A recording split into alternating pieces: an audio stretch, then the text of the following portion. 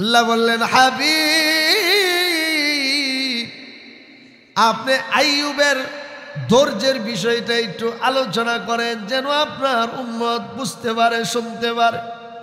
আমি একটু চিন্তা করে দেখলাম, আমার নবীকে আল্লাহ যেই পরিমাণ পরীক্ষা দিয়েছেন, আমার আপনার নবী যেই পরিমাণ কষ্ট মুসিবতের মধ্যে পড়ে রয়েছেন, এরপরে আমার আপনার নবীকে আল্লাহ বললেন আইয়ুবের মুসিবতের আলোচনা করেন।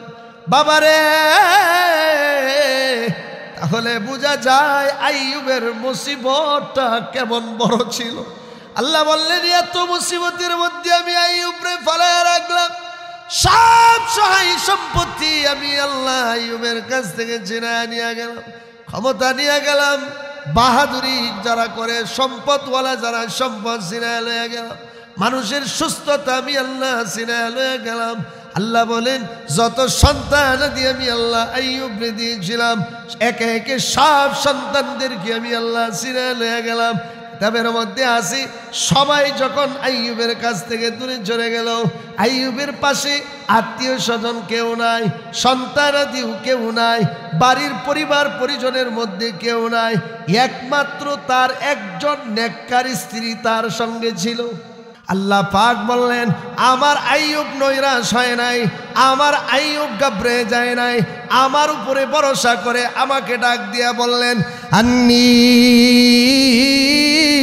মাসানিয়াদ দুররু ওয়া আনতা আরহামুর রাহিমিন। আল্লাহ পাক বললেন, এত লম্বা মুসিবতে পড়ে থাকার পরে আইয়ুব নবী আমাকে ডাক দিয়া বললেন, আল্লাহ গো, আমারে বিপদে ধরছে, অসুস্থতা ধরছে।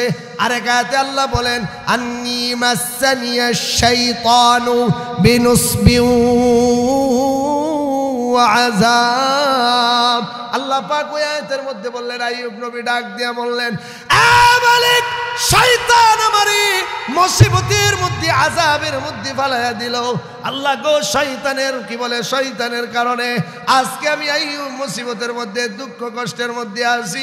মালিক, আপনি ছাড়া আমার উদ্ধার করার কেউ নাই। আপনি রহম করনেওয়ালাদের উপরে রহম করনেওয়ালা, আপনি দয়া করনেওয়ালা, আপনি মায়া করনেওয়ালা। আল্লাহ মেহেরবানি করে, আপনি জানেন আমি অসুস্থতার মধ্যে পড়ে আছি, আমি মুসিবতের মধ্যে পড়ে আছি, আমি আল্লাহ বিপদের মধ্যে পড়ে আছি। আল্লাহু আকবার, জোরে কর। আল্লাহ পাক বলেন, যখন আমার আইয়ুব আমার এমনি মোহাব্বত লাগায়া ডাক দিল, মুসিবতের মধ্যে পড়ে থাকার পরেও কোনো অভিযোগ দিলেন না, আল্লাহর উপরে কোনো অভিযোগ নাই যে আল্লাহ অসুস্থতার মধ্যে ফালায় রাখছেন, আর কতদিন ধৈর্য ধরব। এগুলো হলো অভিযোগ। আইয়ুব নবী অভিযোগ দিলেন না, তিনি বললেন, ওয়া আনতা আরহামুর রাহিমিন। তিনি আল্লাহকে বললেন, মালিক, আপনি রহম করনে ওয়ালাদের উপরে আপনি রহম করেন গো আল্লাহ। এইভাবে যখন আল্লাহর কাছে আইয়ুব নবী দোয়া করলেন, এ মালিক, অনেকদিন যাবত অসুস্থতার মধ্যে পড়ে আছি, আল্লাহ সহায় সম্পত্তি সব নিয়ে গেলেন। আল্লাহ গো, আমি ঘাবড়াইলাম না। কোন বর্ণনায় আছে, শরীরের মধ্যে এমন পোকামাকড়, জিহ্বার ভিতরের কলিজা ছাড়া আইয়ুবের কোনো শান্তি নাই। আইয়ুব নবী এমন মুসিবতের মধ্যে পড়ে গেছে, এমন অবস্থায় আইয়ুব আল্লাহকে ডাক দিয়ে বললেন, মালিক, আপনি একটু রহম করেন, একটু দয়া করেন গো আল্লাহ। আল্লাহ বলেন, এত বিপদের পরই আমার নবী আইয়ুব যখন আমারে ডাক দিল, আমরা যখন অসুস্থতার মধ্যে পড়ে যাই আমরা ঘাবড়ায় যাই। কথা কোন ঠিক কিনা? মুসলমান, এখান থেকে আমাদের জন্য শিক্ষা হলো, অসুস্থতার মধ্যে পড়ে গেলে ঘাবড়ানোর কোনো কিছু নাই। দুনিয়ার কোনো ডাক্তার, হাকিম, কবিরাজ আপনাকে সুস্থ করতে পারবে না। আল্লাহ বলেন, আইয়ুবের ঘটনা থেকে শিখো, যদি অসুস্থতার মধ্যে পড়ে যাও আমার কাছে দোয়া করো, যদি সহায় সম্পত্তি ছিনায় নিয়ে যায় আমি আল্লাহ আমার উপরে ধৈর্য ধারণ করো। সন্তানাদি যদি আমি আল্লাহ সিনে নিয়ে যায়, আমার উপরে কোনো অভিযোগ দিবা না, কারণ তোমার যে সন্তান আমি দিছি এই সন্তানের মালিক আমি আল্লাহ। আমি আল্লাহ যেহেতু ছিনে নিয়ে গেলাম, তুমি ধৈর্য ধারণ করো রে বান্দারে। সন্তান যেহেতু নিয়ে গেলাম, তুমি ধৈর্য ধারণ যদি করতে পারো, আমি আল্লাহ ঘোষণা দিলাম, ওয়াদা দিলাম, এই সন্তানের উসিলায় কিয়ামতের ময়দানে আমি আল্লাহ তোমারে জান্নাতের মালিক বানায়া দিব। শুকরে নিয়ামত, নিয়ামতে আফজু কুনাদ, কুফরে নিয়ামত, নিয়ামতে বেরুকুনাদ। শুকর এটা আল্লাহর রেজামন্দির বড় একটা মাধ্যম। কেউ আপনাকে জিজ্ঞাসা করলো, চাচা কেমন আছেন? আপনি অনেক পেরেশানিতে আছেন, তার হালত জিজ্ঞাসা করার কারণে আপনি বললেন আলহামদুলিল্লাহ। আপনি মুসিবতে আছেন, আপনাকে কেউ জিজ্ঞাসা করলো কেমন আছেন, আপনি প্রথম কথা কি বললেন? একটু সবাই বলেন। বারবার যখন আপনি আলহামদুলিল্লাহ বলবেন, আল্লাহ ফেরেশতাদেরকে জিগায়, আবুলে দেখি খালি আলহামদুলিল্লাহ কয়, এনা পেরেশানিতে আছে। আল্লাহ এ তো মুসলমান, ও জানে যে হার হালতে শুকরিয়া আদায় করা লাগবে কার? এই জন্য সে আপনার শুকর আদায় করে। আল্লাহ পাক বলেন ঠিক আছে, সে যেহেতু আমার শুকরিয়া আদায় করে, এই শুকরিয়াটা কার? আল্লাহ। আলহামদুলিল্লাহি রাব্বিল আলামিন।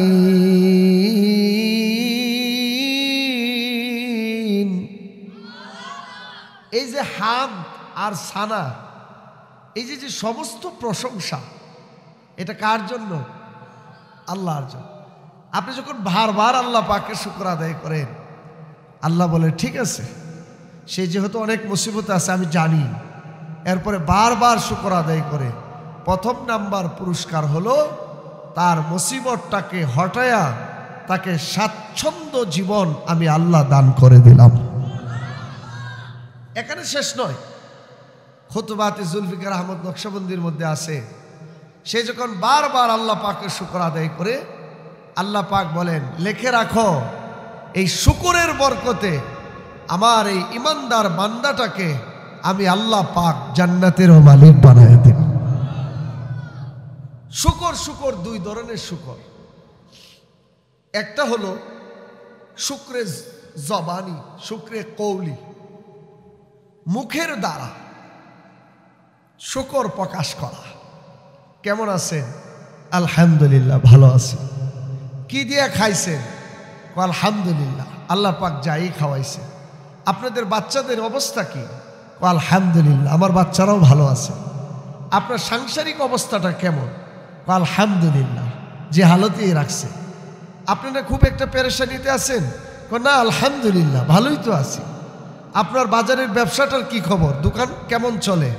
আলহামদুলিল্লাহ, যেভাবেই চলে আলহামদুলিল্লাহ। এটা হলো শুকরে কৌলি, শুকরে জবানি। আরেকটা হলো শুকরে ফেলি, শুকরে আমলি, কাজের মাধ্যমে শুকর প্রকাশ করা। এটা কেমন? কথার কথা ধরেন, কোনো মানুষের আল্লাহ পাক নেশাব পরিমাণ সম্পদ দিয়েছেন, হজ করার মতো অর্থকড়ি আল্লাহ পাক তাকে দান করছে, জাকাত দেওয়ার মতো আল্লাহ পাক সহায় সম্পত্তির মালিক তারে বানাইছে। এখন এই মানুষটা শুধু জবানেই যদি বলে আলহামদুলিল্লাহ খুব ভালো আছি, খুব সুখে আছি, অনেক টাকা পয়সা আল্লাহ আমারে দিছে, আলহামদুলিল্লাহ আলহামদুলিল্লাহ, হজও করে না, জাকাতও দেয় না, গরিব মিসকিন দস্তুর মানুষদের খেদমত করে না, এতিমদেরকে সাহায্য সহযোগিতা করে না, তাহলে আপনি বলেন তার এই মাল সম্পদের শুকর আদায় হইল? বলেন আদায় হইছে? আদায় হয় না। যেই মানুষটাকে আল্লাহ পাক হজ করার মতো যোগ্যতা দিলেন, টাকা পয়সা দিলেন, ওই মানুষের জন্য শুকুর হলো, শুকরিয়া হলো হজ করার মাধ্যমে আল্লাহ পাকের শুকর আদায় করা। সে বাইতুল্লাহ যায় দাঁড়িয়ে বলবে আহকামাল হাকিমিন ইয়া রাব্বাল আলামিন, তুমি আমাকে অনেক অর্থকরীর মালিক বানাইছো আল্লাহ, সেই সুবাদে বাইতুল্লাহ আসার আমার তৌফিক হইছে আল্লাহ, তুমি আমাকে সেই তৌফিক দিয়েছিলে, সে বিধায় আমি বাইতুল্লাহ আসতে পারছি, আল্লাহ আপনি আমার হজটা কবুল করেন। এটা ধনাঢ্য ব্যক্তিকে আল্লাহ পাক এই যোগ্যতা দিছে, এটার মাধ্যমে সে আল্লাহ পাকের শুকরের বড় একটা মাধ্যম তাকে দেওয়া হয়েছে, সেই এই আমলের মাধ্যমে আল্লাহ পাকের শুকর আদায়। এটা হলো শুকরে আমলি। আরেকটা বিষয় হলো শুকরের সঙ্গে সঙ্গে সবর করা লাগে, ধৈর্য। সবর এটা আরবি শব্দ, বাংলা হলো ধৈর্য ধারণ করা। কোনো কাজের ব্যাপারে অস্থিতিশীল না হওয়া, স্থিতিশীল হওয়া, ধৈর্য এখতিয়ার করা, আল্লাহর উপরে ভরসা রাখা, এটাকে সবর বলে। সবর শরীয়তের পরিভাষায় সবর বলা হয়। কোনো মানুষ যদি খুব খেয়াল করে শোনেন, শরীয়তের পরিভাষায় ধৈর্য বলা হয় কোনো মানুষ যদি মহা মুসিবতে পড়ে যায়, মানে মানুষের যত ধরনের মুসিবত হইতে পারে, এই মহা মুসিবতে যদি পড়ে যায়, মহা মুসিবতে যদি সে পড়ে যায়, ওই টাইমে নার্ভাস না হয়ে আল্লাহর উপরে ধৈর্য ধারণ করতে হবে, এমন ভাবে যেন তার কোনো কাজে, কোনো কথায়, কোনো আমলের মাধ্যমে আল্লাহ পাক যেন অসন্তুষ্ট না হন, নারাজি না হন, আল্লাহ পাকের সাথে তার কোনো কাজ যেন সাংঘর্ষিক না হয়। সে এমন ভাবে ধৈর্য ধারণ করবে যেন তার ধৈর্যের উপরে আল্লাহ পাক খুশি হয়ে যান। এটাকে শরীয়তের পরিভাষায় ধৈর্য বলে। এখন আপনারা বলবেন হুজুর আমরা গ্রামের মানুষ বুঝলাম না, একটু বুঝাইয়া বলি। কথার কথা ধরেন, আপনি এমন অসুস্থতার মধ্যে পড়ছেন, এটাও তো মানুষের একটা মুসিবত। অথবা আপনি, আপনার একটা সন্তান ছিল, আল্লাহ পাক আপনার সন্তানটাকে ছিনিয়ে নিয়ে গেছে। অথবা আপনার অনেক মাল সম্পত্তি ছিল, বঙ্গবাজারে যেভাবে আগুন লেগে পুড়ে ছারখার হয়েছে ঢাকা বঙ্গবাজারে, এরকম আপনি বড় ব্যবসায়ী ছিলেন, কালীগঞ্জ বাজারে শহরে আপনার বড় একটা দোকান, যেখানে 4টা 5টা 10টা কর্মচারী কাজ করে। বাড়িতে আসছেন, পরের দিন ভোরবেলা ঘুম থেকে সংবাদ পাইছেন দোকানে কারেন্টের শর্টে আগুন লেগে পুরাটা পুরে ছারখার হয়ে গেছে। এটা একটা মুসিবত। সন্তান মারা গেছে, এটাও একটা মুসিবত। আপনি নিজে দীর্ঘদিনের অসুস্থতায় ভুগতেছেন, এটাও একটা মুসিবত। কথা ঠিক কিনা? বোঝানোর জন্য বললাম, এই মুসিবতগুলো যদি কাহারো কাদের উপরে চলে আসে, এই মুসিবতের সময় এমন কোনো কথা বলা যাবে না যেই কথার মাধ্যমে আমার আল্লাহ পাক নারাজ হয়ে যান। এখন আপনারা বলবেন হুজুর কেমন কথা? যেমন ধরেন কথার কথা, আপনাকে যেই সন্তানটা আল্লাহ পাক দিয়েছিলেন, অনেক বৎসর পরে সন্তানের মালিক হয়েছেন, সন্তান আল্লাহ পাক ছিনিয়ে নিয়ে গেছে, আল্লাহ পাক নিয়ে নিছেন, তার হায়াত শেষ, আল্লাহ পাকের সিদ্ধান্ত হয়েছে আপনার সন্তান আল্লাহ পাক নিয়ে নিবেন। আল্লাহ পাক নিয়ে নিছেন আপনার সন্তান। এখন আপনি এমন কথা বললেন, যেমন ধরেন আপনি বললেন, যেটা গ্রামের মানুষ বলে, এতদিন পরে আল্লাহ আমাকে একটা সন্তান দিল, আমার সন্তানটাই নিয়ে গেল, আর সন্তান আল্লাহ বুধ দেখে নাই। কথা কন, মানুষ বলে কি না? আমি এক মহিলা বলতেছে, আসলে বলেন তো এই সন্তান দেওয়ার মালিক কে? নিয়ে গেলেন, এই নিয়ে যাওয়ার মালিকও কিন্তু সে ভুলে বলছে যে আল্লাহ আর কোনো সন্তান দেখলো না, আমার হুট্টারে আল্লাহ লয়ে গেল। কয় কিনা? অথবা এমন অসুস্থতায় আপনি পড়ছেন, দীর্ঘদিন যাবৎ ক্যান্সারের রোগী। এখন বর্তমান সময়ের জটিল রোগের নাম কি? ক্যান্সার। এই ক্যান্সারের রোগে আপনি আক্রান্ত অনেক দিন যাবৎ। এখন আপনার অসুস্থতা ভালো হয় না, এখন আপনি বইলা ফেলছেন কত হুজুরের দোয়া করাইলাম, কত এতিম ছাত্রের ভাত খাওয়াইলাম, কত মসজিদ দান সদকা করলাম, কত দোয়া করলাম, আল্লাহ যদি থাকতো তাহলে তো আমার দোয়া কবুল করতো। বোঝা গেল আল্লাহ বুধ নাই। মানে আমি কি বাস্তব বলছি না অবাস্তব? বলেন, বাস্তব বলছি না অবাস্তব? বাস্তব। এখন আপনারাই ফতোয়া দিবেন, কোন মানুষ যদি এই কথা বলে ফেলে তাহলে তার ঈমান আছে না গেছে? আরে লোকটার ঈমান চলে যাইতেছে কিন্তু সে টেরও পাইল না। ঈমান চলে গেল তার একটা কথায়, বা তার ঈমান চলে যাচ্ছে এমন কিছু আমলে, সে টেরও পাইল না। এই জন্য আজকের পঠিত আয়াত এই বিষয়ের উপরে একটু আলোচনা করব। নামাজ না পড়লে ঈমান যাবে গা?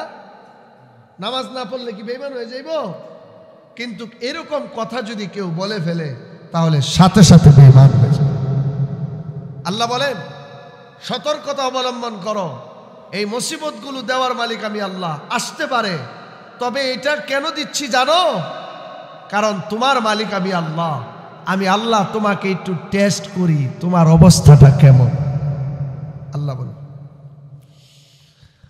وَلَنَبْلُوَنَّكُمْ بِشَيْءٍ مِّنَ الْخَوْفِ وَالْجُوعِ وَنَقْصٍ مِّنَ الْأَمْوَالِ وَالْأَنفُسِ وَالثَّمَرَاتِ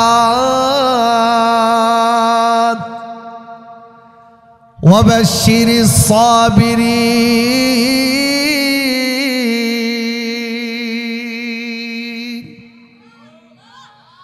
আল্লাহ পাক বললেন, এ দুনিয়ার মানুষেরা রে, আমার বান্দা বান্দিরা রে, তোমরা ভালো করে শুনে রেখো, আমি আল্লাহ তোমাদেরকে অনেকগুলো পরীক্ষা করব। আমি আল্লাহ হলাম পরীক্ষক, তোমরা হলা পরীক্ষার্থী। কথা কেন? আল্লাহ পাক বললেন, বান্দা খুব গভীর মনোযোগ দিয়া একটু শ্রবণ করো, আমি আল্লাহ তোমাদেরকে পরীক্ষা করব রে বান্দা।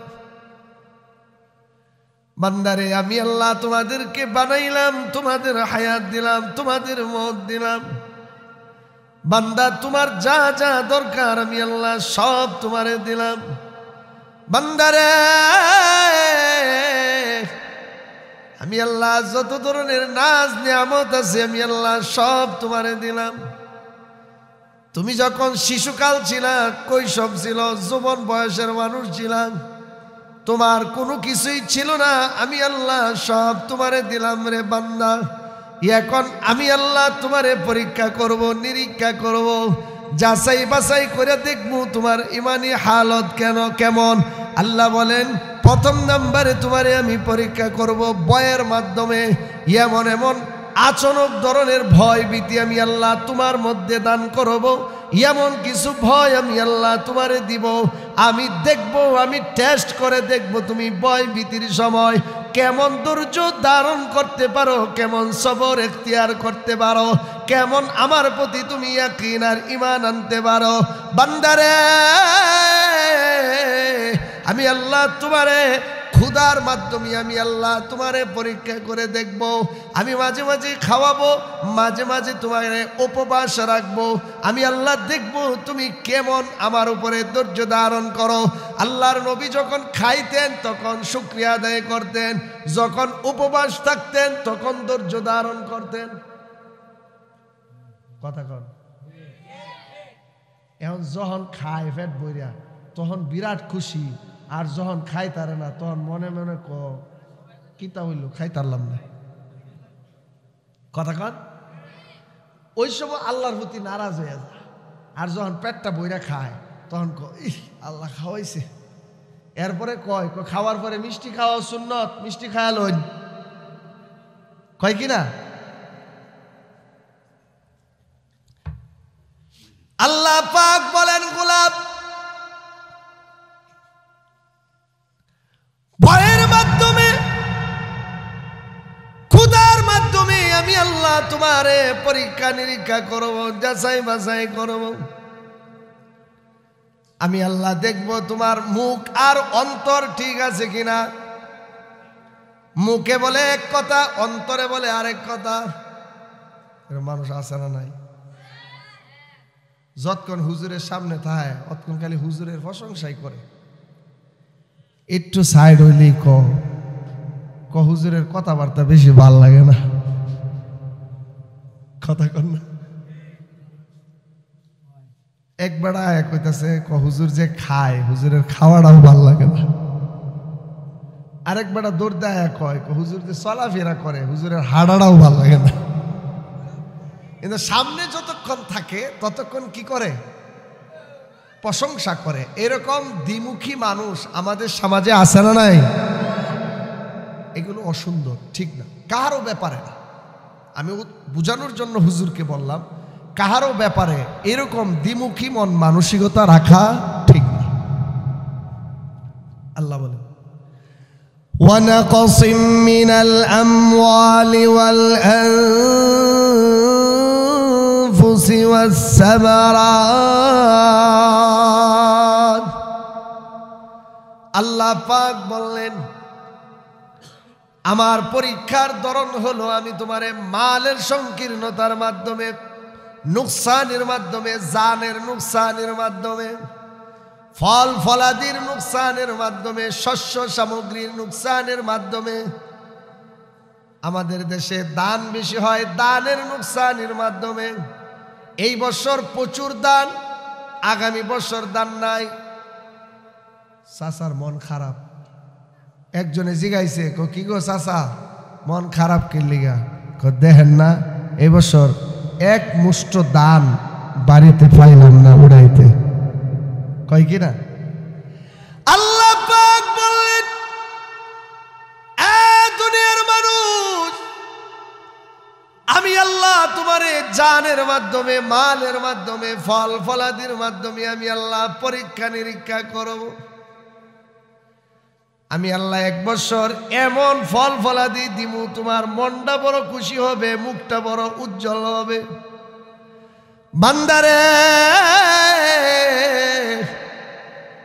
পরের বৎসরে এমন তুফান, এমন ঝড় বৃষ্টি আমি আল্লাহ দিমু, এই বৃষ্টির কারণে ফল ফলাদি ফসলাদি তোমার ভালো হবে না। এখন আমি আল্লাহ পরীক্ষা নিরীক্ষা করে দেখব তুমি আমার ব্যাপারে কি ধারণা করো, কেমন মন্তব্য করো। তুমি যদি বলো আলহামদুলিল্লাহ বড় ভালো আছি, আল্লাহ বলেন বান্দারে এই বছর ফল ফলাদি খারাপ হওয়ার কারণে মনটা তোর খারাপ। এই ফল ফলাদি, এই শস্য সামগ্রী কি বানানোর মালিক তুই না আমি আল্লাহ? বলেন মালিক কে? আল্লাহ বলেন বান্দারে তুই এত ঘাবড়াইলি কেন? তোর যখন মার গর্ভে বান্দা তুই 10 মাস 10 দিন মার গর্ভে অবস্থান করলি, আমি আল্লাহ তোরে খাওয়াইলাম, কোনো দিন তোরে আমি উপবাস রাখি নাই, না খাওয়াইয়া রাখি নাই।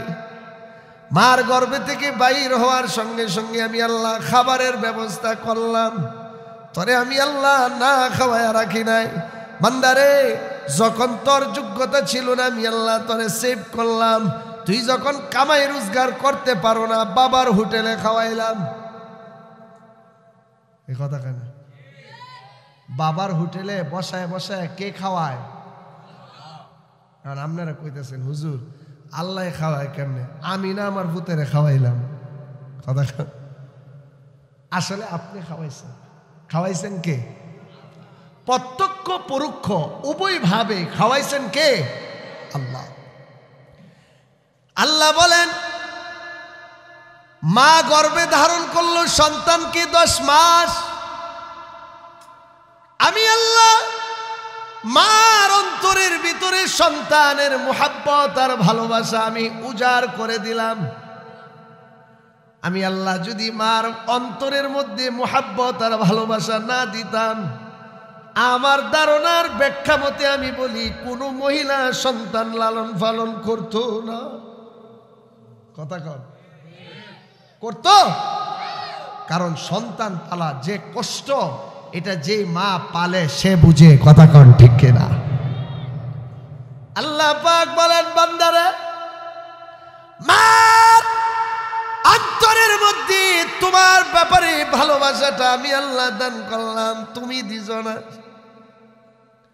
মা বড় কষ্ট করে অন্তরের মধ্যে, এত কষ্ট করার পরে মা তোমারে কষ্ট করে আদর যত্ন করে তোমারে খাওয়ায়। গোলাম রে, তুমি যদি কোনোদিন না খাও, মাও খায় না। তুমি যদি রাত্রিবেলা কোনোদিন অসুস্থতার কারণে না খাও, মার মুখে দিয়া খাবার যায় না। বাবা এসে জিগায়, আসমা তুমি খাইছো নি? আসমা বলে, না না স্বামী আমি খাই না। স্বামী বলে, একটু খায়া না? বলে, না না আমি খাবো না, আমার সন্তান খায় না, আমি কেমনে খাই? আল্লাহ বলেন, মা যে সন্তানটা পালে এই মোহাব্বত আর আজমত আমি আল্লাহ ঢুকায়া দিলাম। তুমি কর্মজীবী হওয়ার আগ পর্যন্ত বাবার হোটেলে বসে বসে যে খাও, এই মোহাব্বত আমি বাবার অন্তরের মধ্যে ঢুকায়া দিলাম। বাবা কঠোর পরিশ্রম করে বাহিরে জীবন বাজি রেখে জীবিকা নির্বাহ করে।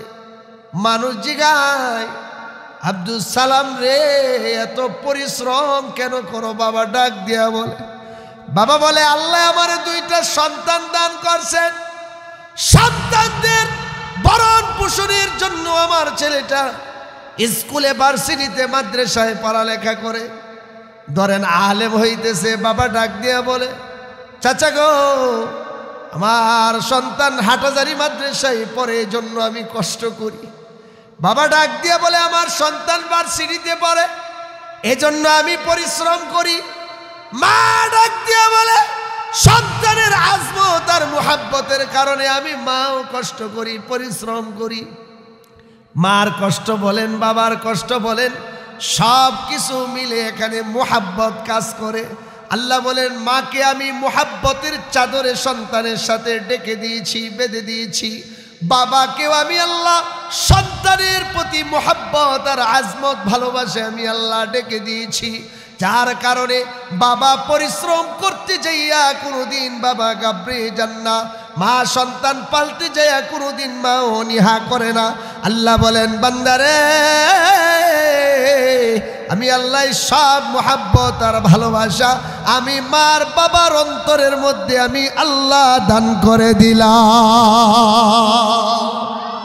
আল্লাহ পাক বলেন, গোলামরা আমি আল্লাহ মাঝে মাঝে তোমাকে পরীক্ষা নিরীক্ষা করে আমি আল্লাহ দেখতে চাই তুমি কি পরিমাণ ধৈর্য তোমার মধ্যে আছে। আল্লাহ পরে বলেন, যদি ধৈর্য ধারণ করতে পারো, ধৈর্যের ফলাফল পাওয়া যায়।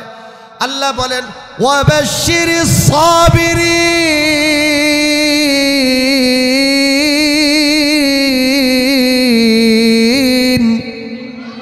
আল্লাহ পাক বলেন, বান্দারে যদি ধৈর্য 100% ধরতে পারো তুমি, তাহলে তুমি শুনে রেখো। আল্লাহ পাক বলে, ধৈর্য ধারণ যদি তুমি করতে পারো, আমি আল্লাহ তোমার ব্যাপারে ঘোষণা দিলাম, যেই মানুষটা সবর এখতিয়ার করলো, ধৈর্য ধারণ করলো, আমি আল্লাহ তার সাথে আগেও ছিলাম, এখনো আছি, সামনেও থাকবো। ধৈর্য ধারণ যদি তুমি করতে পারো, তুমি শুনে রেখো আমি আল্লাহ তোমার সঙ্গে আছি। শুধু দুনিয়াতে নয়, তোমার চক্ষুটা বন্ধ হওয়ার সঙ্গে সঙ্গে আমি আল্লাহ ধৈর্য ধারণ করার কারণে আমি আল্লাহ তোমাকে আমার শ্রেষ্ঠ জান্নাতের আমি আল্লাহ মালিক বানায়া দিব। এটা হলো ধৈর্য। ধৈর্য বড় একটা সিফত। ধৈর্যের দ্বারা আল্লাহ পাকের রেজামন্দি অর্জন করা যায়। এ ব্যাপারে আল্লাহ পাকের একজন নবী,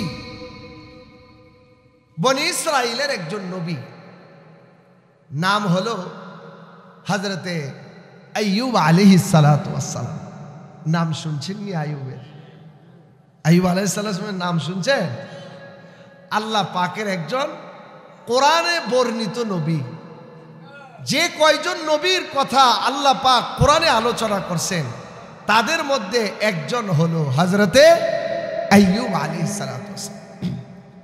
তিনি আল্লাহ পাকের একজন নবী। তাফসীরের কিতাবের মধ্যে আছে উনি নিজে সুস্থ ছিলেন, 14 জন সন্তান ছিল হযরত আইয়ুবের। 7 জন মেয়ে ছিল আর 7 জন ছেলে ছিল। সহায় সম্পত্তির মালিক ছিলেন যথেষ্ট, সব কিছুই ছিল আড়ম্বর। আল্লাহ পাকের একজন প্রসিদ্ধ নবী, স্বাচ্ছন্দ্যময় জীবন, সাংসারিক লাইনে কোনো সমস্যা নাই। কিন্তু ঘটনাক্রমে একদিন আমাদের শত্রু আজাজিল শয়তান, দেখছেন শয়তান রে? আমরা কেউ দেখছি না।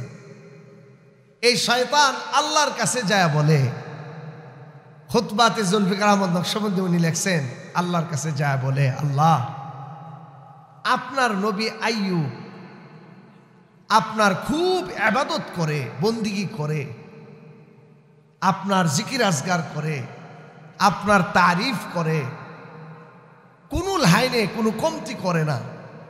আল্লাহ বলেন তিনি তো আমার নবী। শয়তান বলে, আল্লাহ একটা কাজ করা যায়, আপনি আইয়ুবকে একটু টেস্ট করে দেখেন আসলেই কি সত্যিকারে আপনার প্রতি তার অনুরাগ ভালোবাসা পুরাপুরি আছে কিনা, একটু পরীক্ষা করে। আল্লাহ বললেন ঠিক আছে, পরীক্ষা করি। আল্লাহ পাক সিদ্ধান্ত নিলেন আইয়ুব আলাইহিস সালাতু ওয়াস সালামের যে সহায় সম্পত্তিগুলো ছিল, আল্লাহ পাক সিদ্ধান্ত নিলেন সব সহায় সম্পত্তি বাজেয়াপ্ত করে দিন। বাজেয়াপ্ত বুঝেন নাই?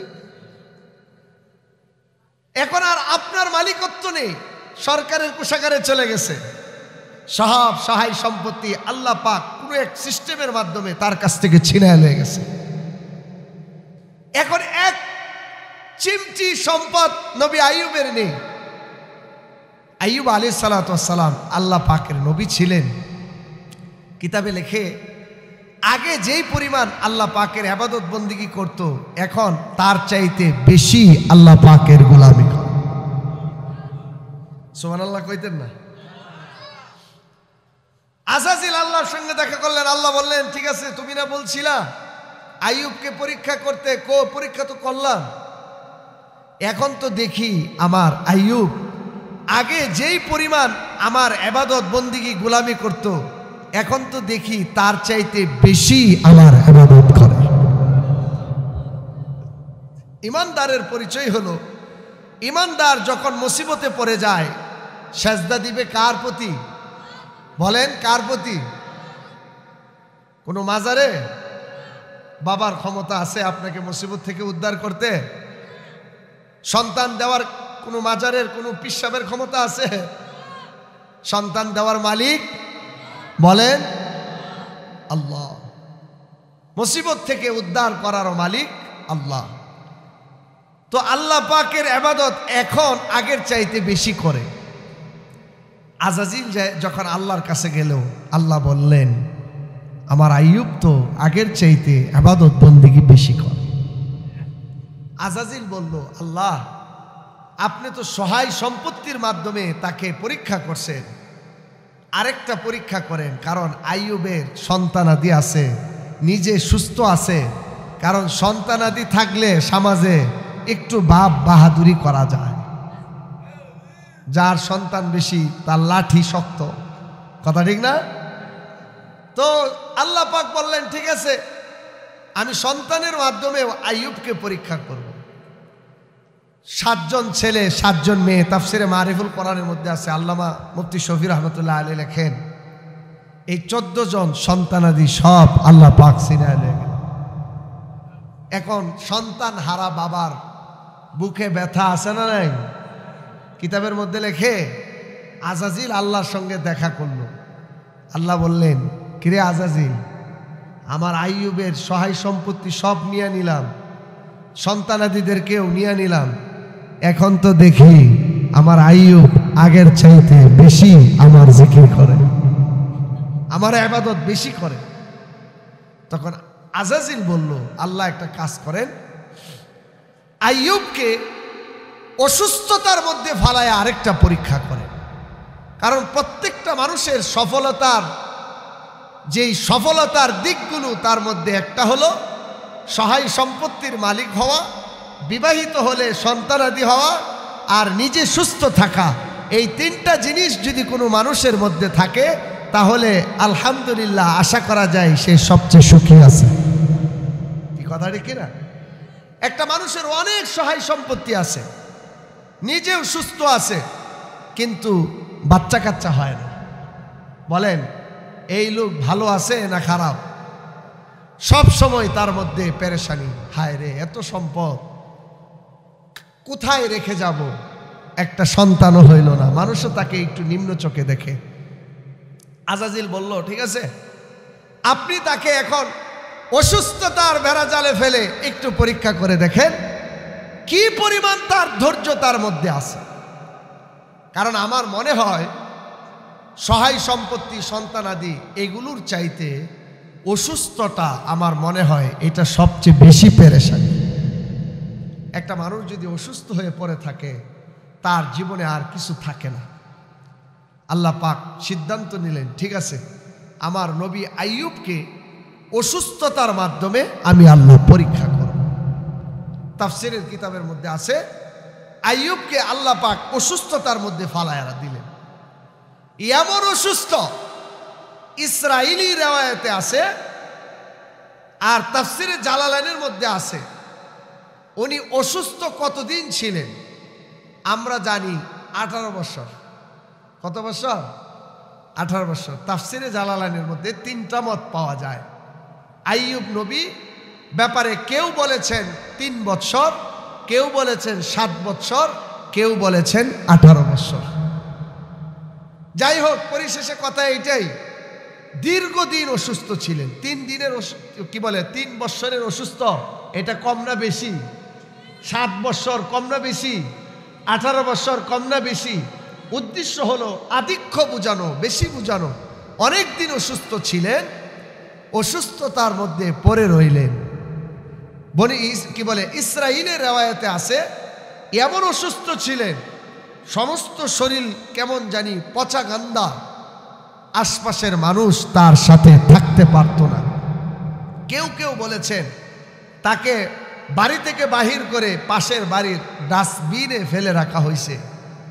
এতদিন অসুস্থতার মধ্যে পড়ে রইলেন আইয়ুব নবী, সন্তান হারা আইয়ুব নবী, সম্পদ হারা আইয়ুব নবী, নিজে সুস্থতার মালিক নয়, অসুস্থতার মধ্যে পড়ে আছে।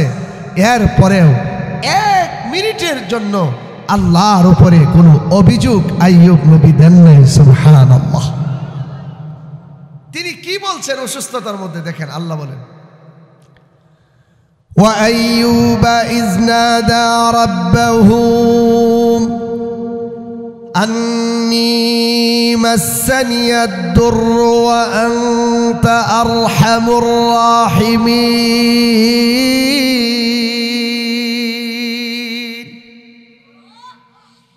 আল্লাহ পাক বললেন আরেক আয়াতের মধ্যে, ওয়াজকুর আবদানা আইয়ুব।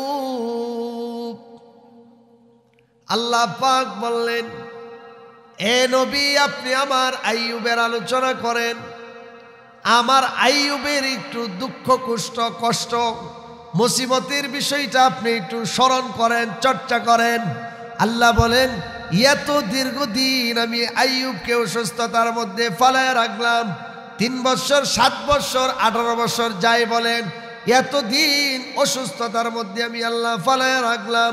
সহায় সম্পত্তি সব আমি আল্লাহ ছিনে নিয়ে গেলাম, সন্তানাদি যা দিয়েছিলাম সব আমি আল্লাহ ছিনে নিয়ে গেলাম।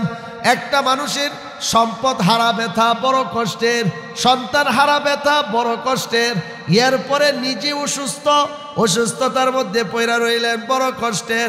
আল্লাহ পাক বলেন, 3টা মুসিবতের মধ্যে আমি আল্লাহ যখন আইয়ুবরে ফালায় রাখলাম, আমরা যদি একটার মধ্যে পড়ে যাই খুঁজে পাওয়া যাইতো না। আল্লাহ পাক বলেন, 3টা মুসিবতের মধ্যে একে একে ফালায় রাখলাম। সব মুসিবতের মধ্যে নবী আইয়ুব আবদ্ধ হওয়ার পরে আইয়ুব একটা সেকেন্ডের জন্য আমার উপরে আইয়ুব অভিযোগ করেন নাই। আল্লাহ বললেন প্রথমে আমি সহায় সম্পত্তি সব আমি আল্লাহ ছিনিয়ে নিয়ে গেলাম। আল্লাহ বললেন হাবিব আপনি আইয়ুবের ধৈর্যের বিষয়টা একটু আলোচনা করেন যেন আপনার উম্মত বুঝতে পারে শুনতে পারে।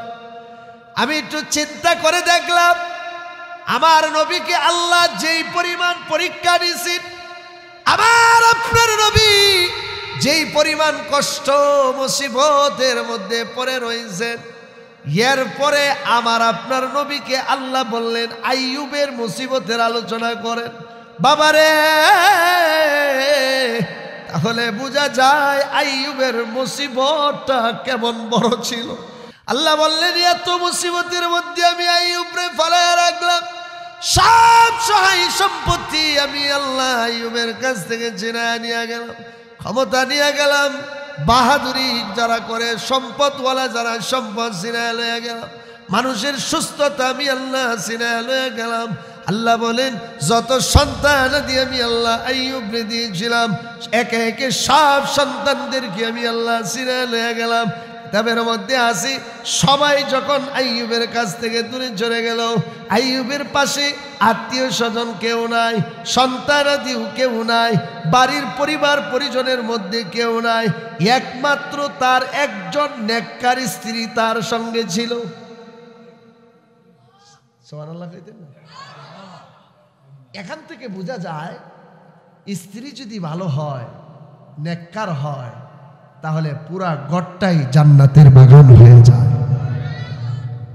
আর যদি স্ত্রী খারাপ হয় তাহলে সব বলেন সব ছেলেরা যুবকেরা খালি লাল খুঁজে, লাল লাল বুঝেননি, খালি সুন্দর খুঁজে। আব্বা এটা বিয়া না করাইলে মইরা যামু, কথা কন পাগল বেড়াও হাসে, লাল বুঝে। সুন্দর না হইলে আব্বু এই বিয়া না করাইলে আমি কিন্তু মরে যাবো, আমি ভাত খামু না, কয় কিনা। ফুত তো বুঝে না কুন্ডার মধ্যে আসলে খাঁটি মাল পাওয়া যাইব। ফুত খালি দেখছে লাল, ফুত কি দেখছে? লাল দেখছে। লাল দেখে যারা বিবাহ করছে আলহামদুলিল্লাহ খুঁজা দেখেন এরা সবাই মুসিবতই আছে, কথা ঠিক কিনা? দেখতে হবে কি হাদিসে আছে মানুষ সহায় সম্পত্তি দেখে, বংশ দেখে, সৌন্দর্যতা দেখে, নেসবত দেখে, কিন্তু তাকে দেখতে হবে প্রথমে তার মধ্যে দিনদারিত্ব কেমন আছে। যদি দিনদার পাওয়া যায় বাকি যদি কিছু একটু কমও থাকে আলহামদুলিল্লাহ, যাই খবর নিয়ে দেখবেন ওই স্বামী সবচেয়ে ভাগ্যবান যার স্ত্রী দিনদার। দিনদার যদি না হয় তাহলে অনেক ধরনের ভয় আছে, আশঙ্কা আছে। যেমন আপনাকে বুঝাই, বিবাহ করছে, বিদেশে থাকতো ছেলে, দেশে আইসা বিবাহ করছে, কিছুদিন পরে আবারই বিদেশ চলে যাইব, এরম লোক আছে না নাই?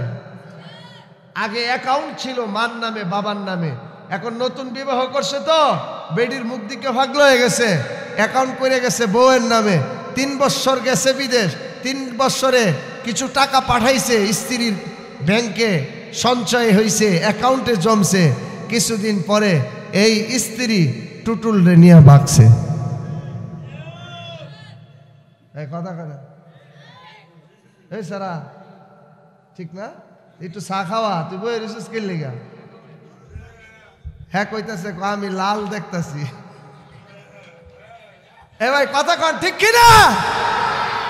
এই জন্য সাবধান সাবধান ভাইও দুস্থ, অনুরোধ করি দিনদার খুঁজবেন, ভালো পরিবার খুঁজবেন, মা খুঁজবেন, বাবা দেখবেন মা বাবা ভালো কিনা, বংশ ভালো কিনা, দিনদারিত্ব আছে কিনা, মেয়েটা নামাজ পড়বে কিনা, এগুলো খুঁজবেন। এগুলো যদি পান বিবাহ করবেন ইনশাআল্লাহ। আল্লাহর উপরে ভরসা করে বলতে পারি আপনার সংসার উজ্জ্বল হবে। এখন তো আরো ফেস লাগছে। এখন কি করে জানেন? বিয়ার আগে খুঁজে শ্বশুরের ছেলে মেয়ে কয়জন, যদি দেহে 5 ছেলে 5 মেয়ে, তাহলে নট এখানে বিবাহ চলবে না, বাচ্চা কাচ্চা বেশি হয় কিনা। অথচ হাদিসে আসছে এমন পরিবারে বিবাহ করো যেই পরিবারে বাচ্চা কাচ্চা বেশি। এখন সারা তো কম বাচ্চা দিকে বিবাহ করছে, এখন বের পরে বাচ্চাই হয় না। কত তাবিজ, কত পানি ভরা, কত যে এই বাড্ডা ভরা দিছে, বাচ্চা আর হয় না। নবী বলেন তুমি তো আমার হাদিসের উপরে আমল করো নাই। কথা কন ঠিক কিনা? মিশকাত শরীফের হাদিস, আল্লাহ নবী বলেছেন তাজাওয়াজুল ওয়াদুদ আল ওয়ালুদ ফাইন্নি মুকাসিরু বিকুমুল উমাম। এমন মেয়েকে বিবাহ করো যেই মেয়ের দ্বারা বাচ্চা বেশি হওয়ার আশা করা যায়। ফাইন্নি মুকাসিরু বিকুমুল উমাম আই মুখাফিরু বিকুমুল উমাম। কিয়ামতের ময়দানে আমি বিশ্ব নবী ফখর করব অন্যান্য নবীদের উপরে যে দেখো তুমি নবী হইছ, তোমার উম্মত কম, সংখ্যায় কম, আদদে কম, গণনায় কম, আর তাকায় দেখো কিয়ামতের ময়দানে সমস্ত নবীদের চাইতে আমি বিশ্ব নবী বিশাল বড় জামাত নিয়ে আল্লাহর দরবারে হাজির হইছি। এখন আপনি যদি বাচ্চা কমান তাহলে নবীর উম্মত কমলো না বাড়লো? বলেন কমলো না বাড়লো? কমলো। এখন তো বাংলাদেশে আইন হইছে একটার বেশি নয়, 2টা হইলে ভালো হয়। হ্যাঁ, এখন সবাই যদি 2টা হইলে নে, তাহলে 5টা 7টা নিব কেডা? হুজুররা নিব? কথা কয় না। সব দায়িত্ব কি হুজুরদের উপরে ছাড়ছেন? হুজুররাও তো এখন মুসিবত আছে, নিব কেমনে? বেডির তো আগেই ফ্যাট কেটে বলছে সিজারে। কথা কয় না। মুসিবত কি একদিকে না সব দিকে? আল্লাহ মুসিবত থেকে যে দেশের মানুষ আমরা কেমনে উঠবো? আল্লাহ ছাড়া আমাদেরকে কোনো রাস্তা। এজন্য সন্তানাদি নিতে হবে বেশি। যার এক ছেলে এ দেখবেন সবচেয়ে বেশি মুসিবত আছে। কোন জানি ফইরা বইরা যা কি কাম জানি করে, 1 ফুট কি পেরেশানি জানি আমারে দে। এই একটা যদি শেষ হয়ে যায় তাহলে লাকি বাম্পার শেষ। আরে মিয়া 5টা ছেলে যদি হয়, যেমন আমার বাবার গল্প বলি, আমরা 5 ভাই, 3 জন কোরআনের হাফেজ, বাকি 2 জন আলেম হচ্ছে। আমি তো আলহামদুলিল্লাহ আল্লাহ আমাকে পড়াইছেন। এই 3 জন আমরা এই লাইনে আছি, 2 জন অন্য লাইনে আছে, 1 জন জেনারেলে আছে, 1 জন আপনার ফ্যাক্টরিতে চাকরি করে। আর যদি একটা হইতো তাহলে এই আশাগুলো করা যেত?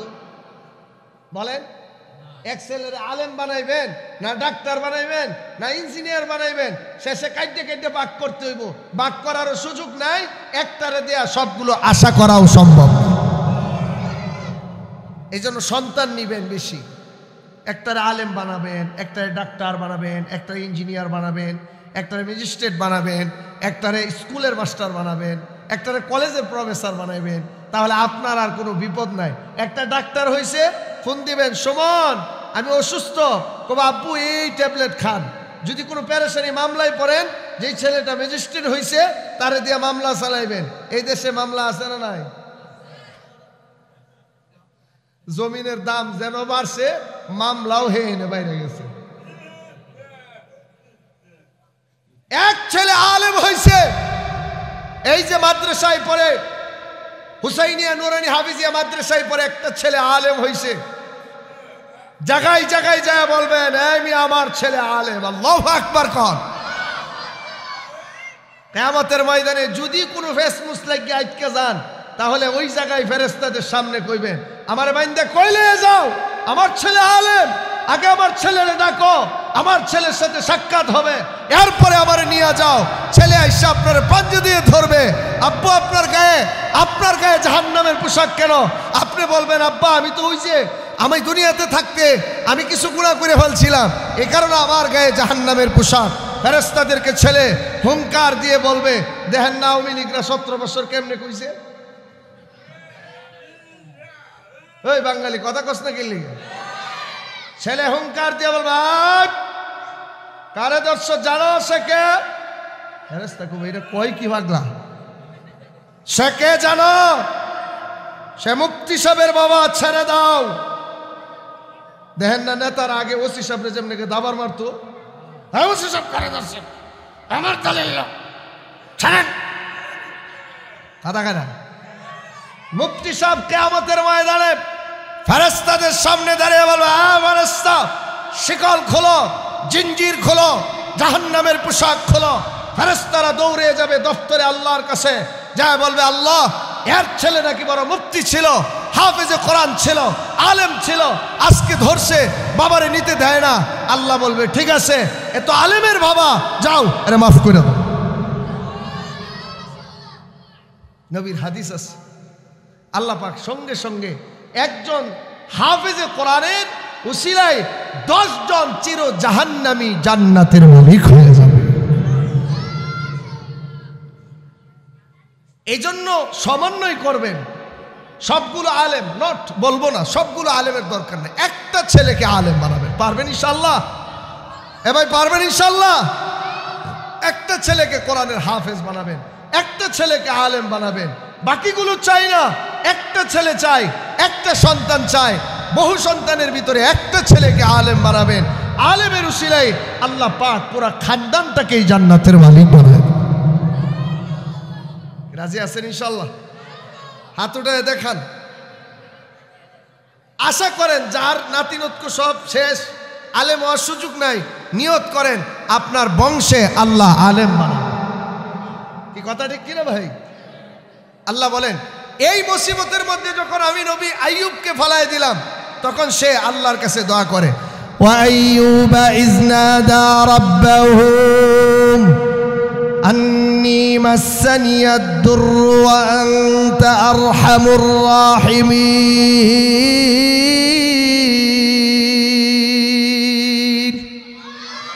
আল্লাহ পাক বললেন, আমার নবী আইয়ুবের কাছ থেকে আমি আল্লাহ সহায় সম্পত্তি সব কিছু ছিনে নিয়ে গেলাম। আমি আল্লাহ যত সম্পদ ছিল সব আমি আল্লাহ নিয়ে গেলাম, সন্তানাদি ছিনে নিয়ে গেলাম আমি আল্লাহ। অসুস্থ ছিল, এই চুপ করো, অসুস্থ ছিল আমি আল্লাহ, কি বলে সুস্থ ছিল আমি আল্লাহ অসুস্থ বানায়া দিলাম। 3টা মুসিবতের মধ্যে আমি আল্লাহ যখন আইয়ুব নবীকে ফলাইয়া দিলাম, আল্লাহ পাক বললেন, আমার আইয়ুব নৈরাশ হয় নাই, আমার আইয়ুব ঘাবড়ে যায় নাই, আমার উপরে ভরসা করে আমাকে ডাক দিয়া বললেন, আন্নী মাসসানিয়াদ দুররু ওয়া আনতা আরহামুর রাহিমিন।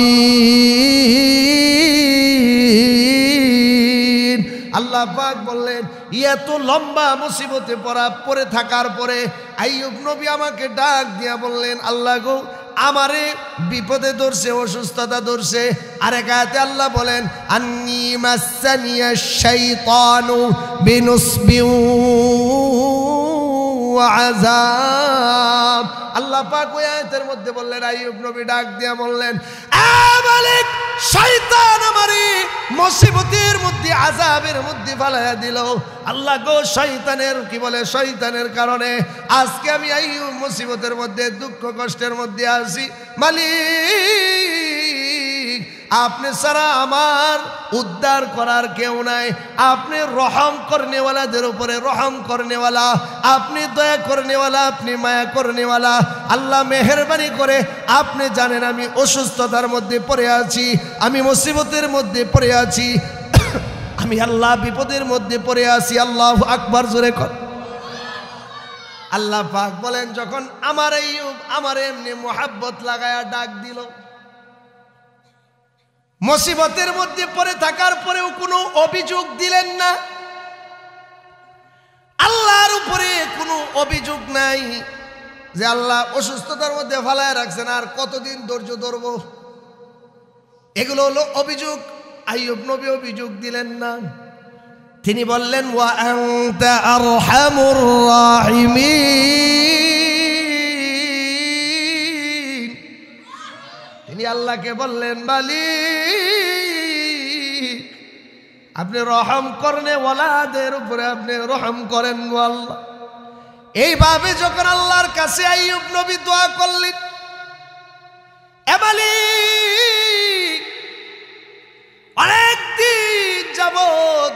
অসুস্থতার মধ্যে পড়ে আছি আল্লাহ সহায় সম্পত্তি সব নিয়ে গেলেন।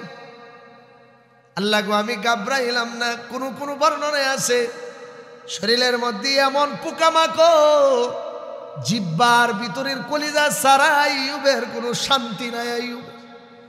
আইয়ুব নবী এমন মুসিবতের মধ্যে পড়ে গেছে। এমন অবস্থায় আইয়ুব আল্লাহকে ডাক দিয়ে বললেন, মালিক আপনি একটু রহম করেন, একটু দয়া করেন গো আল্লাহ। আল্লাহ বলেন, এত বিপদের পরই আমার নবী আইয়ুব যখন আমারে ডাক দিল, আমরা যখন অসুস্থতার মধ্যে পড়ে যাই আমরা ঘাবড়ায় যাই। কথা কোন ঠিক কিনা? মুসলমান, এখান থেকে আমাদের জন্য শিক্ষা হলো, অসুস্থতার মধ্যে পড়ে গেলে ঘাবড়ানোর কোনো কিছু নাই। দুনিয়ার কোনো ডাক্তার, হাকিম, কবিরাজ আপনাকে সুস্থ করতে পারবে না। আল্লাহ বলেন, আইয়ুবের ঘটনা থেকে শিখো, যদি অসুস্থতার মধ্যে পড়ে যাও আমার কাছে দোয়া করো। যদি সহায় সম্পত্তি ছিনিয়ে নিয়ে যায় আমি আল্লাহ, আমার উপরে ধৈর্য ধারণ করো।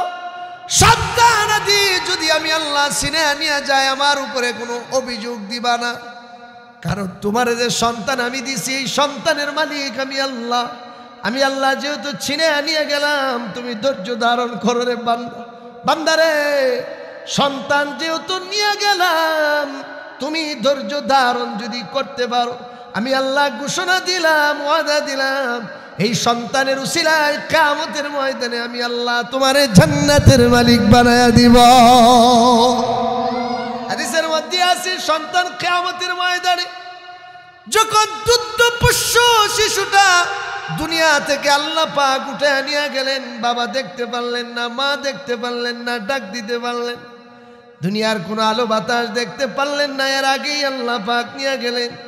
যদি সন্তান দেখে আমার মা বাবা জাহান্নামের দিকে রওনা করতেছে, জাহান্নামী হয়ে গেছে, উলামায়ে কেরাম লেখেন এই সন্তান আল্লাহর দরবারে যা বলবে, মালিক আমাকে দুনিয়াতে তুমি অনেক আগেই নিয়ে আসছিল আল্লাহ, আমি দুনিয়ার কোনো আলো বাতাস দেখতে পাই নাই। মালিক গো, আমাকে নিয়ে আসার কারণে আমার মা বাবা অনেক কষ্ট হয়েছে গো আল্লাহ। আল্লাহ আজকে আপনার দরবারে আমার আবেদন, আপনার দরবারে আমার আকুল আবেদন, আমার মা বাবাকে আপনি আমার সুপারিশে জান্নাতের মালিক বানান। হাদিসের মধ্যে আছে, সন্তান মারা যাওয়ার পরই শিশু নাবালিগ বাচ্চাদেরকে নবী ইব্রাহিমের তত্ত্বাবধানে রাখা হয়। আল্লাহু আকবার বলেন। আল্লাহ বলেন, আমার আইয়ুব সব কিছু হারানোর পরই আইয়ুব নবী না গাবরি আল্লাহর কাছে যখন দরখাস্ত দিয়ে দিলেন, আল্লাহ সঙ্গে সঙ্গে বললেন, আইয়ুব রে, এত সুন্দরে মায়া লাগায় আমারে ডাক দিলি রে আইয়ুব, আমি তো তোর অনেক অনেক অনেক বড় মুসিবতে তোরে আমি ফলাইয়া রাখছি, সহায় সম্পত্তি সব নিয়ে গেছি, সন্তান আদিগুলো নিয়ে গেছি, দীর্ঘদিন অসুস্থতার মধ্যে ফলাইয়া রাখছি। আল্লাহু আকবার, একটু জোরে কর। আল্লাহ বলেন, এত লং টাইম যখন তোরে আমি মুসিবতের মধ্যে আমি আল্লাহ তোরে ফলাইয়া রাখলাম, তুই এত সুন্দরে মায়া লাগায়া, মোহাব্বত লাগায়া, ভালোবাসা লাগায়া তুই আমারে ডাক দিলি। আইয়ুব রে, আমি আল্লাহ আর না তোরে মুসিবতে রাখবো না, তার ডাকে আমি আল্লাহ সাড়া দিলাম। আল্লাহ বললেন, ফাস্তাজাবনা লাহু ফাকাশাফনা মা বিহি মিন দুররি ওয়া আতাইনাহু আহলাহু ওয়া মিসলাহুম মাআহুম রাহমাতাম মিন ইনদিনা ওয়া যিকরা লিল আবিদিন। আল্লাহু আকবার বলেন। আল্লাহ পাক সঙ্গে সঙ্গে নবীর আইয়ুবের ডাকে সাড়া দিলেন। ফাস্তাজাবনা লাহু, আল্লাহ বললেন আমি জবাব দিলাম। ফাকাশাফনা মা বিহি মিন দুররিন, তার যে মুসিবত আছে, মুসিবত তো কয়েকটাই, সম্পদ হারা এক মুসিবত, সন্তান আদি ছিনিয়ে নিয়ে যাওয়ার এক মুসিবত, অসুস্থতার বেডের মধ্যে আল্লাহ পাক ফালায় রাখছেন, এটা আরেক মুসিবত।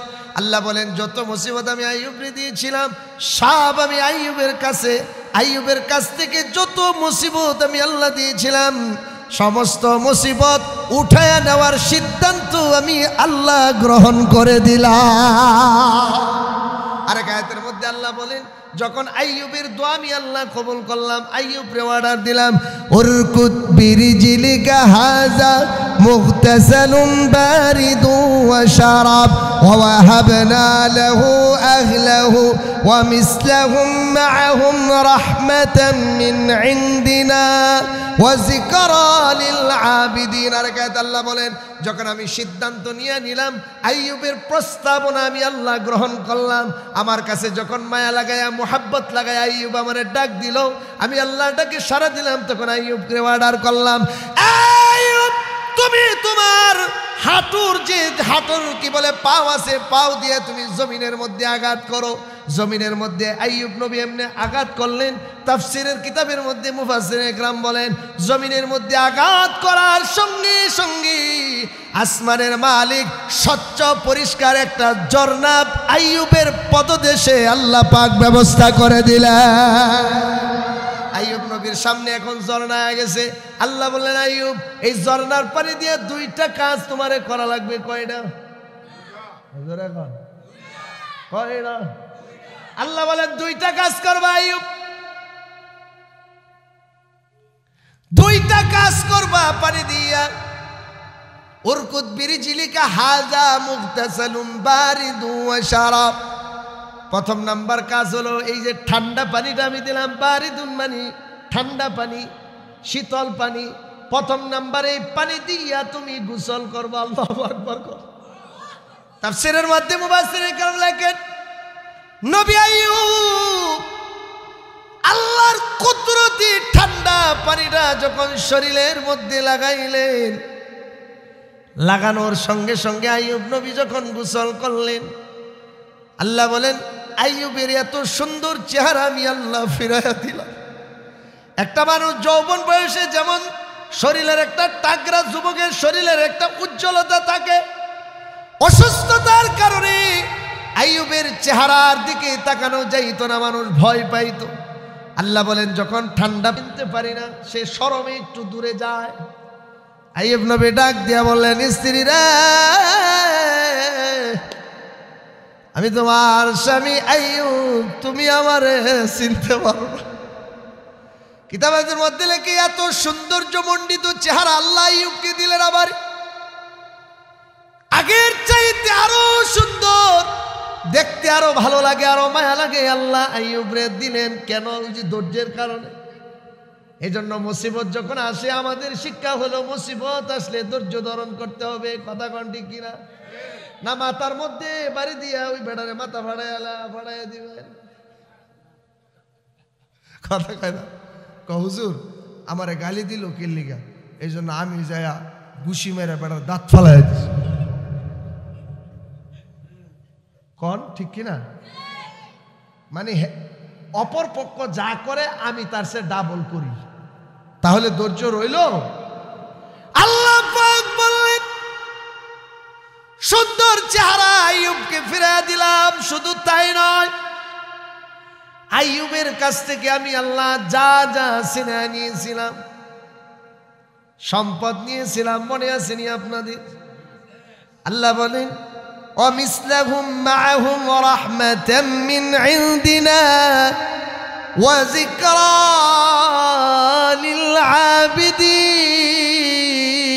للعابدين الله أكبر لين ومثلهم معهم رحمة من عندنا آية التفسير مفسر كم لكن আল্লাহ যা যা নিছিলেন তা তা দিছেন তা না বরং ডাবল কইরা দিছেন আল্লাহ পাক বলেন আইয়ুব রে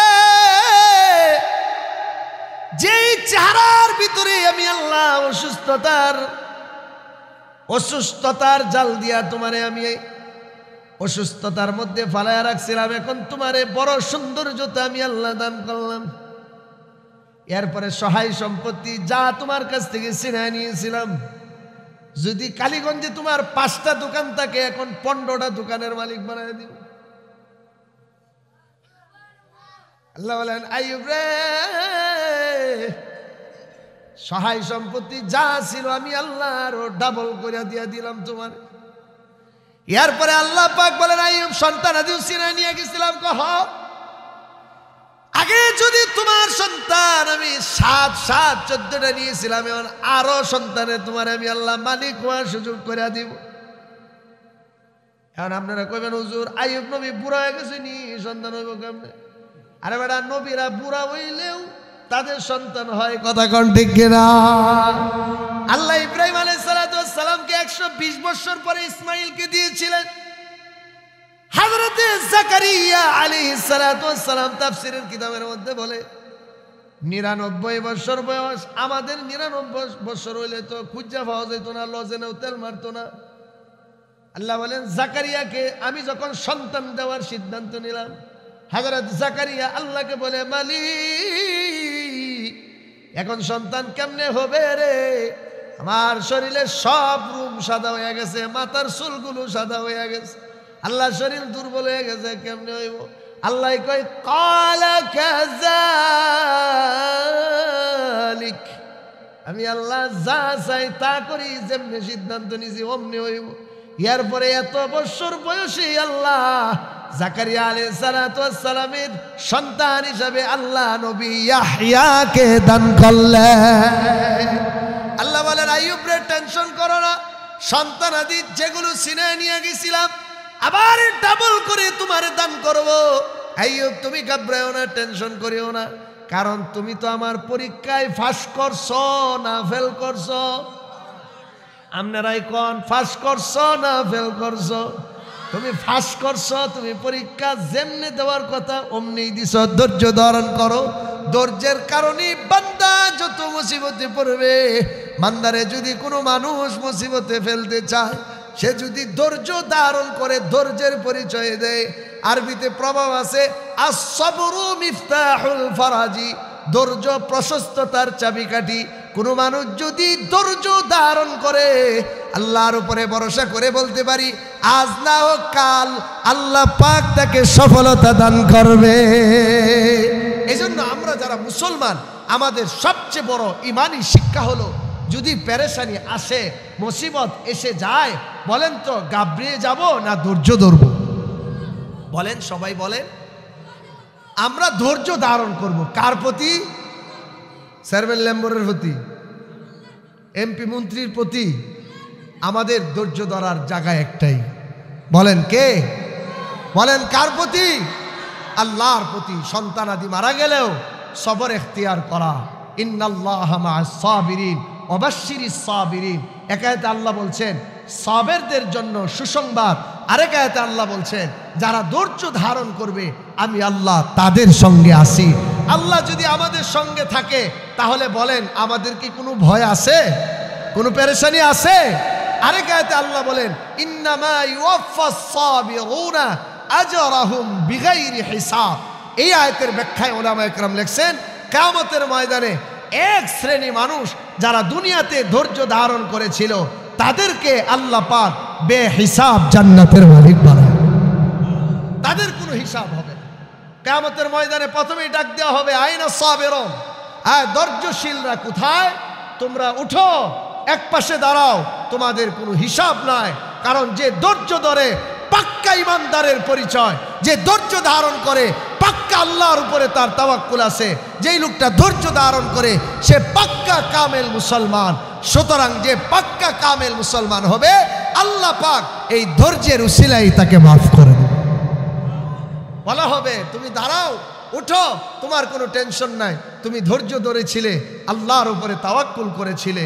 কারণ আল্লাহ আমাদের রব, সেই রবই আমার, বলেন আল্লাহ আমার রব, সেই রবই আমার। কারণ আল্লাহ ছাড়া কারো কাছে কোনো কিছু পাওয়ার আশা করা এটা শিরিক। আল্লাহ ছাড়া কাহারো কাছে যায় সাহায্য তলব করা এগুলো হলো কি বলে শিরিক। আল্লাহ আমাদের সব, আল্লাহ আমাদের রব।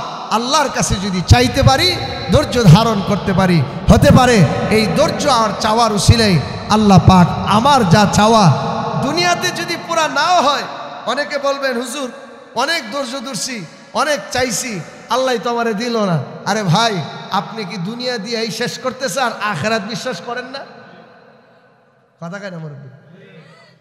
আপনাকে যদি ইনকেস আল্লাহ পাক দুনিয়াতে নাই দে, আল্লাহ যদি সিদ্ধান্ত নেয় এই আব্দুস সালাম রে দুনিয়াতে আমি কিচ্ছু দিব না, আখিরাতে পুরা এলাকার সবচেয়ে বড় মালিক বানায়, আল্লাহ যদি এরকম সিদ্ধান্ত নিয়ে আনে তাহলে আমার আপনার কিছু করার আছে ভাই, বলেন কিছু করার আছে? এই জন্য আজকের এই আপনাদের 3 দিন ব্যাপী এখানে বিশাল যে প্রোগ্রাম, প্রথম দিনে আমি কোরআন থেকে কিছু আলোচনা করলাম। এটা হলো সবর আর শুকর, আল্লাহর উপরেই সবর করা আর আল্লাহর জন্য শুকরিয়া আদায় করা, হার হালতে হার অবস্থায় আল্লাহর শুকর আদায় করা, আলহামদুলিল্লাহ, আর ধৈর্য ধারণ করা। যেই কথাগুলো আমি বললাম আপনারা শুনলেন, আল্লাহ পাক আমাদের সকলকে এই কথাগুলোর উপরে আমাদের সকলকে আল্লাহ পাক আমলের তৌফিক দান করুন। আল্লাহুম্মা আমিন।